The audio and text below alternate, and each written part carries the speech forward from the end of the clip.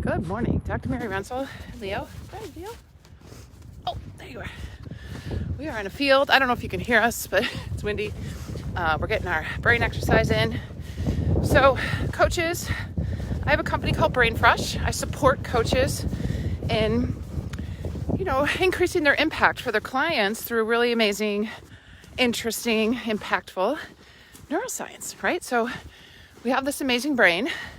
I've been telling you guys I'm working on my grand rounds for University of West Virginia, the resilient female brain. We're going to talk about the neuroimmunology of the female brain. This is so interesting to really go on a deep dive in this topic. And there's even animal models that, if you take away the T cells, one of our immune cells, the brain develops abnormally or in a different way, related to anxiety and thinking and social interactions. So we think of the immune system as something separate than our development of our brain and our nerves, but it's all intertwined. As we know, we've learned a lot about the immune system with COVID. Hope you guys can hear me. It's like tundra out here. With COVID, we've learned a lot on how to support our immune systems.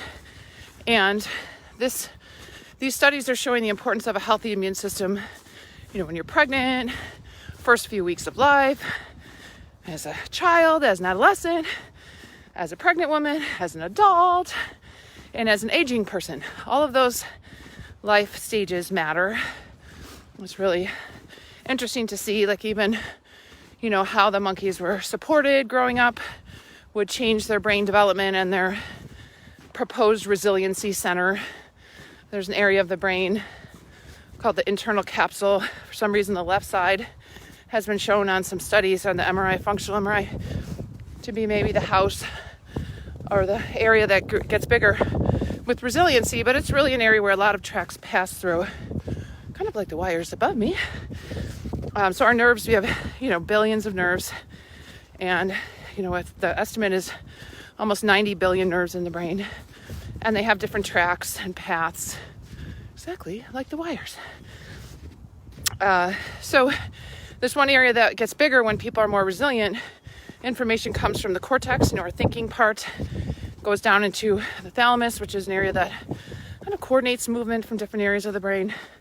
So it's interesting stuff on what resiliency, where it might be coming from, what happens. And they've looked at different family members. Why would one family member have different brain development when the other family members were, what they grew up in the same home with the same care? How are certain brains more resilient than others? So interesting things. Not that we have all the answers, but what does matter, as well as your genes and your cells, is your environment that sometimes we can modify, right? So we try to find a safe, clean environment without pollution. That would be number one if we could, because that's been linked to strokes and probably dementia. There's some suggestions maybe. We've seen healthy water. We know that if there's lead in the water, the brain will develop differently. It'll hurt kids, especially kids, because their brains are developing. So we know the environment matters for our brain health. So if we want to be resilient, the really great news is that it is a learnable skill. It's not that however you were born, you're stuck. The brain can be modified. The American Brain Foundation just had a webinar with a researcher from Stanford who was talking about, your brain reacts to what you ask of it. There was even a cool study if you blindfolded someone for a minute, the part of our brain that helps us see actually metabolically changes within an hour. So, the brain is always kind of responding to what it's taking in or looking at or seeing and responding to, as well as that default network. When we're quiet, the brain is kind of assimilating information and always active. So it's always working for you, don't worry. So make sure you challenge it. When the researcher, Dr. Eagleman, was saying, do new things. And actually, when you're a novice at things, you're probably learning more than an expert. So if you're new at something, I've recently started doing line dancing because this COVID thing. So I'm just looking at YouTube and doing line dances, and my family thinks maybe I've lost my marbles, but if you have any good line dancing videos, please send them, or suggestions, because I'm really quite bad at dancing. So I wanted to learn something new.